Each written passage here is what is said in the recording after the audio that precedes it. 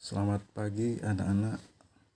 Baiklah, saat ini kita akan membahas materi tentang tenaga geologi dan pengaruhnya terhadap kehidupan. Tenaga geologi ini terdiri atas dua jenis, yaitu tenaga endogen dan tenaga eksogen. Tenaga endogen ini yaitu tenaga yang berasal dari dalam bumi sebagai akibat proses perubahan fisika maupun kimia. Nah, tenaga endogen ini yang berasal dari dalam bumi terdiri atas tenaga tektonik, vulkanik, dan seisme atau gempa. Nah, baiklah, kita akan mulai membahas tentang tenaga tektonisme atau tektonik. Tenaga tektonik ini yaitu tenaga yang menimbulkan atau yang mengakibatkan terjadinya perubahan letak atau dislokasi atau perubahan bentuk atau disebut dengan istilah deformasi daripada kulit bumi. Nah, tenaga tektonik ini terdiri atas dua macam, yaitu gerak epirogenetik dan gerak orogenetik. Gerak epirogenetik ini yaitu gerak yang terjadi pada kulit bumi atau pergeseran lapisan kerak bumi yang relatif lambat dan berlangsung dalam waktu yang lama. Nah, gerak epirogenetik ini terdiri atas dua macam, yaitu epirogenetik positif dan epirogenetik negatif. Gerak epirogenetik positif secara sederhana kita lihat seperti ini, yaitu di mana permukaan laut naik dan permukaan daratan turun. Itu gerak epirogenetik positif. Sedangkan gerak epirogenetik negatif, permukaan daratan yang naik dan permukaan laut yang turun. Itu. Nah, dua jenis gerak ini berlangsung dalam waktu yang lama dan meliputi wilayah yang luas. Misalnya satu daratan, satu pulau, satu benua. Nah, kemudian yang kedua gerak orogenetik.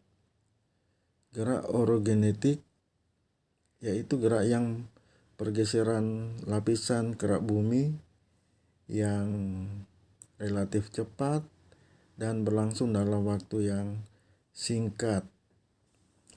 Gerak epirogenetik ini terdiri atas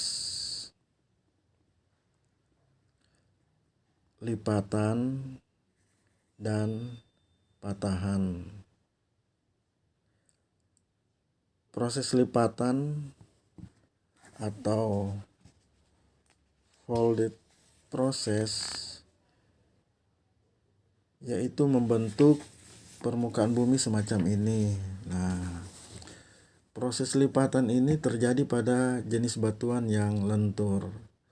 Jadi jika terjadi pergeseran lapisan litosfer, maka lapisan litosfer ini akan mengalami lipatan.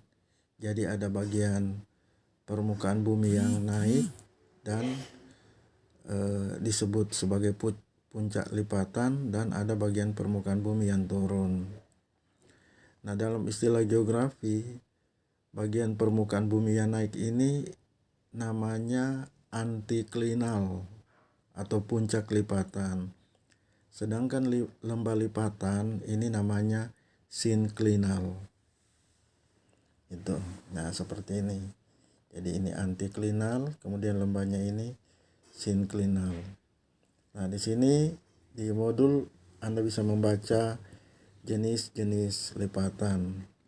Saat ini Pak Guru hanya memberikan penjelasan tentang garis besarnya. Kemudian kita pindah ke jenis orogenetik yang kedua yaitu patahan atau fault proses.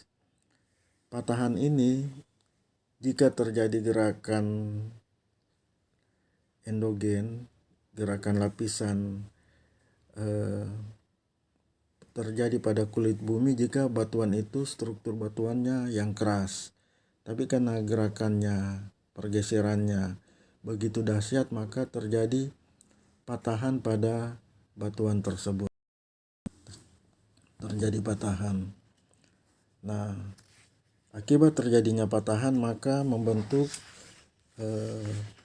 bentuk permukaan bumi seperti ini. Ada bagian permukaan bumi yang turun, ada bagian permukaan bumi yang naik.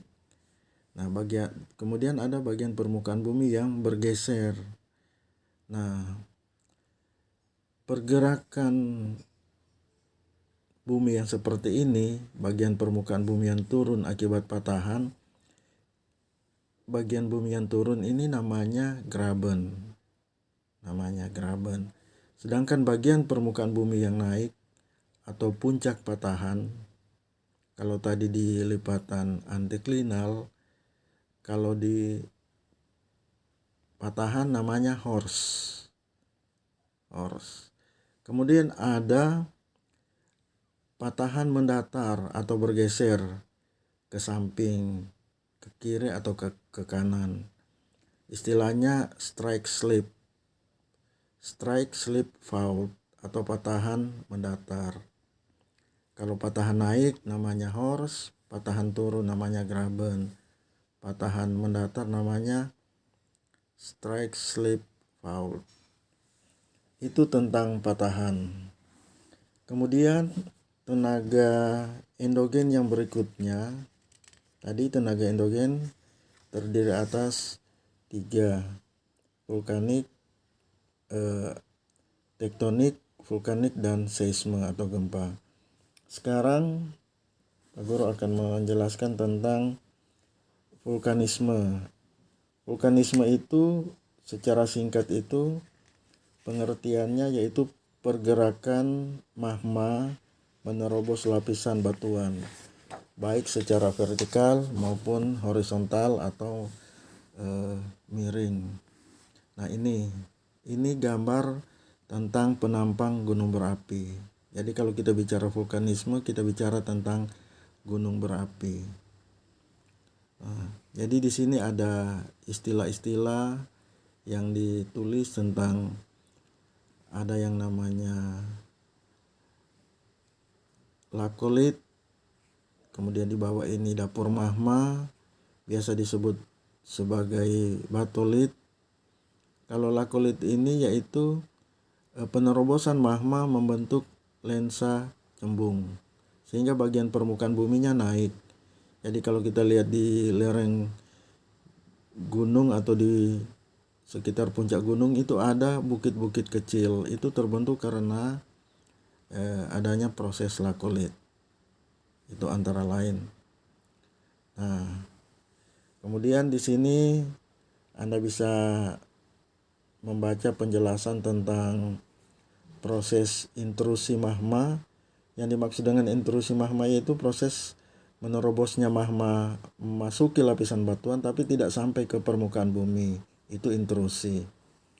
Intrusi itu ada yang namanya batolit, kemudian ada sil, ada lakolit, ada gang, diaterma. Itu semua istilah-istilah tentang intrusi magma. Magma menerobos tapi tidak mencapai permukaan bumi. Kemudian ada yang namanya ekstrusi. Ekstrusi magma yaitu magma yang mencapai permukaan bumi, keluar sampai ke permukaan bumi. Nah, ekstrusi magma ini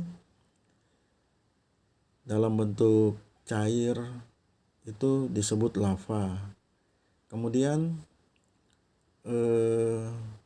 lava yang bercampur dengan material yang ada di permukaan bumi itu namanya lahar. Misalnya bercampur dengan air atau batu-batuan yang berada di permukaan bumi, tidak lagi lava namanya tapi lahar. Kemudian ada hasil letusan ekstrusi magma atau magma yang mencapai permukaan bumi, ada yang namanya eflata, atau material-material padat, bom misalnya lapili atau kerikil, kemudian debu, nah itu namanya eflata. Kemudian ada yang berbentuk gas, namanya eskalasi. Nah ini, jadi eskalasi itu material yang berupa asam garam yang istilahnya fumarol, kemudian ada yang solvatara atau belerang, kemudian ada yang disebut mofet. Itu fumarol itu yaitu sumber air, uap air, kemudian solvatara, belerang, dan mofet gas asam arang. Ekstrusi magma atau erupsi itu terdiri atas erupsi efusif dan erupsi eksplosif. Kalau erupsi efusif itu magma yang keluar ke permukaan bumi itu tekanannya lemah.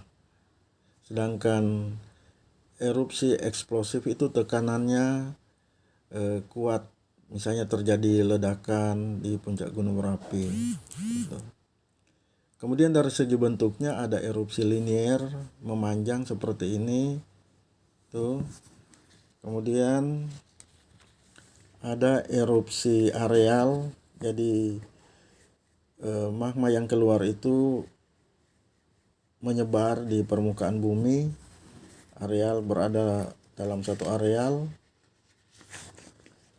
Kemudian ada erupsi sentral, jadi magma keluar dari satu lubang kepundan gunung berapi, erupsi sentral. Kemudian bentuk gunung berapi, ada yang namanya bentuk gunung berapi perisai atau shield volcano. Bentuk gunung berapi perisai ini terbentuk karena tekanan magmanya lemah atau efusif, sehingga terjadi lereng landai membentuk gunung berapi, lerengnya landai. Kemudian ada bentuk gunung berapi mar. Bentuk gunung berapi mar ini terjadi karena tenaga yang dikeluarkan yang sangat dahsyat yang membentuk erupsi eksplosif. Jadi terjadi ledakan sehingga puncak gunung berapinya terbuka membentuk kepundan yang luas atau kawah gunung berapi yang luas. Gitu. Kemudian ada bentuk gunung berapi strato. Jadi bentuk gunung berapi strato membentuk puncak yang tinggi, lerengnya cukup curam. Ini terjadi karena erupsi eksplosif dan efusif itu bergantian. Jadi suatu saat terjadi erupsi efusif, tekanan yang lemah, kemudian beberapa saat kemudian diikuti oleh erupsi eksplosif. Nah, kemudian diikuti lagi dengan erupsi efusif sehingga membentuk gunung berapi yang namanya strato. Nah, jadi kemudian ini ada tipe-tipe letusan, nanti bisa kalian baca. Sekarang Pak Guru akan menjelaskan tentang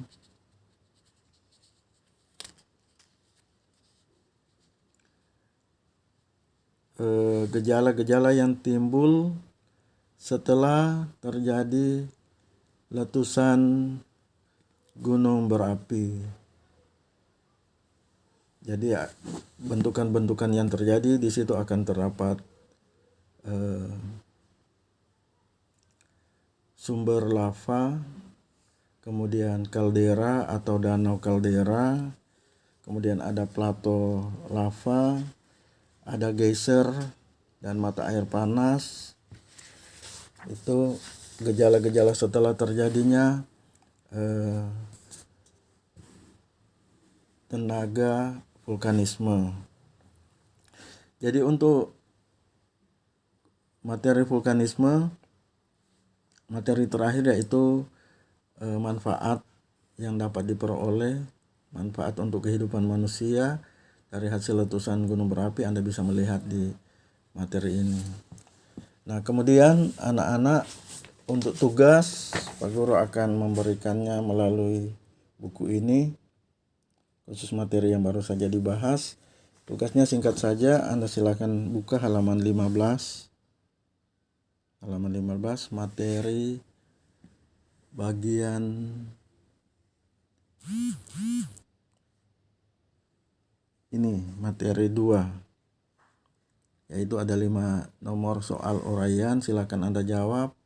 Nanti cara penyerahan pengumpulan tugasnya nanti diumumkan kemudian. Saya kira cukup sekian. Selamat belajar, tetap jaga kesehatan. Terima kasih.